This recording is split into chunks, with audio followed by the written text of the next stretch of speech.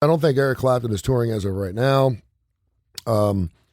He wasn't necessarily an anti-vaxxer because he got vaccinated. It was how he responded to the vaccination because it almost killed him. He said he couldn't feel his hands. His arms went numb. He totally freaked out, thought he was going to die. Kill him, though, by the way. And so he just absolutely lost it. Yeah. And we're just talking about the severity. And for people that are strong believers of the vaccination, this is the type of story you don't want to hear coming out. So we got together. I want to say it was with Van Morrison. Or Bob Dylan, someone. I think Van Morrison, because I remember you telling about this. They kind of hooked up on it, and much like politics, where there was such a disparity between how Democrats and Republicans felt over the last couple of elections, I know people that were Republicans that wouldn't hang out with Democrats. And I would always say, listen, if you get 10 of your friends in a room, it's probably half and half. Maybe down here in the South, it's a little bit more conservative, but you don't look at it any differently. And we felt okay to be outspoken about our political affiliation and how we felt about things. That's not what you talk about when you're going to a party. Sex, religion, politics, you don't do it. So I'm trying to figure out how I feel about Eric Clapton, because I am a strong believer in that the vaccination, whether you get it or not, is going to end all this COVID crap once and for all. So as someone that's fighting that, if you're an anti-vax, or you're not even anti-vaxxer, you're just a person that doesn't want to get vaccinated for whatever reason, I'm not going to not go out and have dinner with you or go. For the most part, yeah. I mean, I'm not because I may not. What I'm saying is, I'm not going to look at you any differently. I'm not going to disassociate myself with you. I'm not going to not call you. There's a lot of Republicans that would never get on the phone with a Democrat. I know. Okay, which is stupid.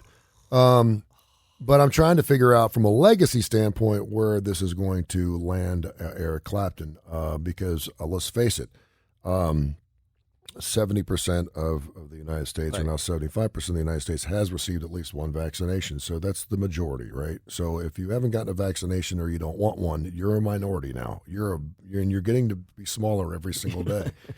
He's putting his anti-vaccine sentiments into a song. He just released a ditty that's all about resisting COVID vaccines and restrictions, and it's surreal. He did come out recently and said that if he goes to a venue where they're making people show vaccine cards or COVID negative test, he would not play those venues, to which the venues and the concert promoters go, okay. Yeah. We'd love to have Eric Clapton play Oak Mountain, but if that's what you want to do, then we can't keep you from doing that.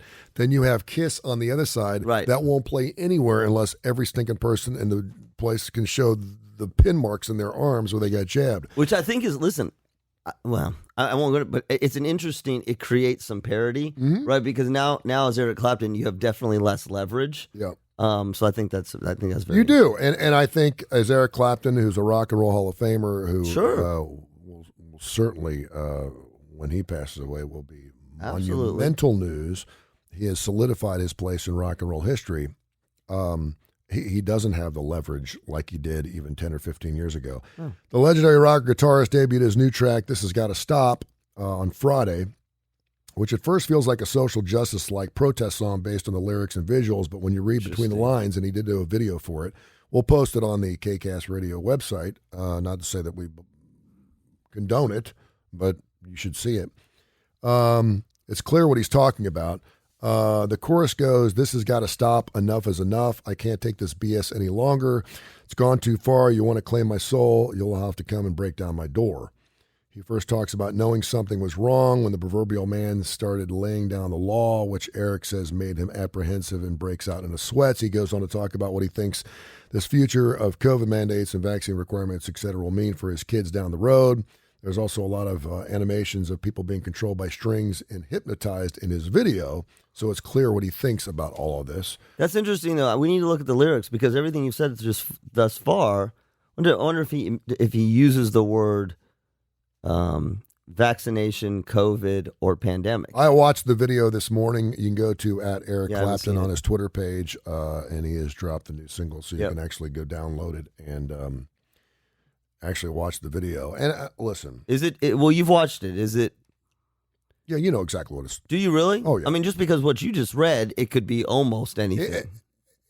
Had he not come out a month and a half ago and said he wouldn't play in front of That's what I was going to ask you. Would you know? I'd still know, yeah. Yeah, okay. Yeah. Okay. And again, we'll post the video. Okay. I'll do that right now on Yeah. Radio. So yeah, that pisses me off. I mean, look, so here's where I'm torn. You're an artist. Yep. I'm all about say anything you want. Mm-hmm. Seriously, like, I don't have a problem. I have no problem you writing that song. I am surprised that he is the first that is, or at least as far as we know, has come out. So it's not the writing the song, but you asked me, does this change his legacy? Right? Mm-hmm. In my eyes, absolutely. Absolutely. Yeah. Because what you're saying, while you have a right to say, is part of the problem when we have this pandemic. And I speak as a public health professional. I ain't got nothing else to say. So for me, it is a huge disappointment in Eric Clapton, because not only are you not, if you didn't write a song about it, once he came out with the interview, that's right now. My feeling is if you're coming out and saying vaccinations aren't helpful, vaccinations, then that's you. But I'm watching people die. So. Yep. And so, for me, it fundamentally changes how I think about him. Not his music, not his music. I love his music. This song may sound great, but what you're doing, what you're saying, this is not a belief thing. This is not a belief thing. Everyone in this country is free to do what they want to do, but it's people like Eric Clapton and others who are perpetuating this pandemic, period. Like there is no discussion about that part. But as a musician, I think he's a fabulous musician. Of course he's a Hall of Famer. Of course am I not going to listen to his music? Of course I'm going to listen to his music. But as a person, he just changed in my mind. Yeah. I just tweeted it out to On the Bone 37 and also at KCAST Radio and just said thoughts. You can leave your thoughts and what you think about that. And again, is it a hit? Is it a song that'll be played? I'm sure some radio stations in rural areas and in areas where they don't believe in vaccinations will play. Do you think there's a lot of stations I'm using Cumulus because they have a vaccination mandate, right? Mm-hmm. So would Cumulus? I know exactly where you're going. Yeah. Right. So fascinating. Cumulus dilemma. would come out and say you're not allowed to play that song. Yeah, because... Which is sad, which is really sad, because you should be allowed to be able to hear this song. Now, if it's a piece of crap and it's not a good song, then you wouldn't be playing it anyway. If you're playing it for sake of, hey, this is an anti-vax song, it's all about your intention. This is like Crazy Bitch, which is a great classic rock song. Yeah. It's a great song, but a lot of people can't play it because it's got the B word and the F word in it. Now there's a cleaner version, and people that are Buck Cherry fans would go, I want to hear the dirty version. It's one of those, it's Who Are You, where they drop the F-bomb. Right. Are you playing this? It's a classic. It's one of the top 100 classic rock songs. So you play. So if you're playing this, you may be saying we are somewhat responsible and to be legitimized as a classic rock station where we would play normally a new Eric Clapton song. We will play it. You may play it a couple times. It's shelved because, quite frankly, it's just not a great song. That's what I was going to say, yeah. Or are you playing it every hour on the hour for a reason? Cumulus, who has become very politicized in a lot of different ways from top to bottom, and I can say that because I work there, and I don't know what iHeart is doing for this because they seem much more liberal than Cumulus does.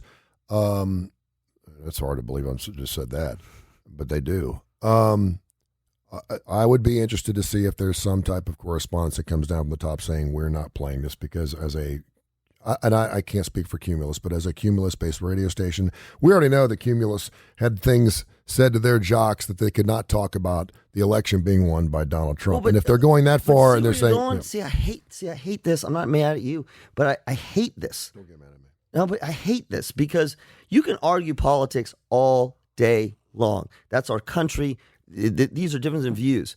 You're arguing whether a vaccine is effective or not to keep people from being dead. Yep. And I understand that there are people who believe that that's not true, but this isn't about belief. This is about truth. And I will not get off that because it's not, I don't like when people equate that to differing philosophies. This is not about differing philosophies. This is about whether you understand the science or not. Now, you can choose to not believe it. You can choose to do that. But that's the thing. Listen, Listen, are there companies, major corporations that say, if we're going to go there, I'm sorry, you cannot work here.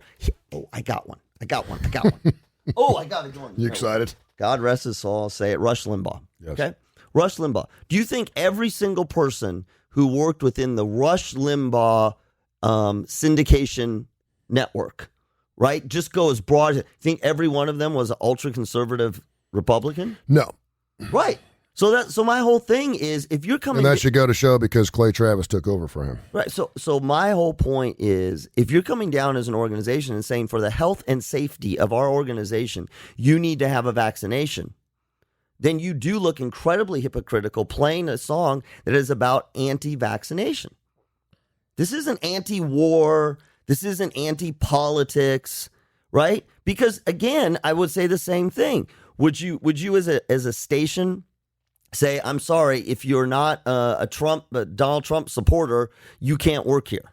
Well, this is the I'm going to take it to a different level. Okay, I'm different. You speaking about every man? No, no, because like the Metallica, what was the mashup song, the Christmas song they did? Mariah Carey. The Mariah Carey it was Metallica the worst mashup thing I've ever heard in life. It was like I got cringy. to hear that because it was like what in the hell? Or when Cyndi Lauper sang with Frank Sinatra, you're like, what in the world? You had to see the train wreck, right? Yeah. And I just put it out on Facebook. Yeah, I mean, I'm gonna listen. So as a radio station that is garnering listeners, hey, we're going to have the new Clapton vaccine. Again, if it's a turd and it's not good, and I don't particularly like it, but I've only heard it twice. I have to listen to it 3 times. The interesting thing is, if it was a really good song, but the lyrics were the only part that I didn't agree with, would I still want to hear it? I think that goes for Christian music. Sometimes I hear a Christian song, and I'm like, that's a great song, and then it's all praise Lord and you're hired, blah, blah, blah, blah. And for whatever reason, and I like some Christian music, but it's not going to be played on a perennial, middle of the road, generational type of radio station, a classic rock station, because it's Christian music. But that's different. I get it. But you that's the scenario that I think is really interesting. If you are a radio station, I shouldn't say a station, right? If you are a broadcasting company, let's use this big one that you've put a mandate in place for your employees to be vaccinated for their health. You have gone on the record and said it. And yet, one of the largest artists, classic rock artists of all time, comes out with a song that is against public health practices. And the public health practices that you're saying, what do? You are in such a bind. You're in such a bind because, to your point, it's Eric Clapton's new song. Well, if you were a classic rock station or a station that would play it, like Magic 96 here locally is not going to play the song because they don't play it anyway. And so here's the problem: is most classic rockers don't have a place for their music to be played anyway. That's what I'm here for. I'll play the new Damon Johnson. I'll play the new AC/DC. I'll play the new Night Ranger. And so, will I play it? I won't play it because I only play good stuff. I'm not going to play a song that and it's quite frankly, it's not that great of a song. So I really don't care. If I was an anti-vaxxer and I was a real rural kind of thing and I had this strong group of P1s that were all blah, blah, we're not wearing masks, well, sure. I'd play it. But that's consistent with your company views. Yeah. That's what I think is super interesting. Exactly. You can check it out. Let me know what your thoughts are one way or another at Tone of the Bone 37 or in KCAS Radio on our Facebook and or Twitter page.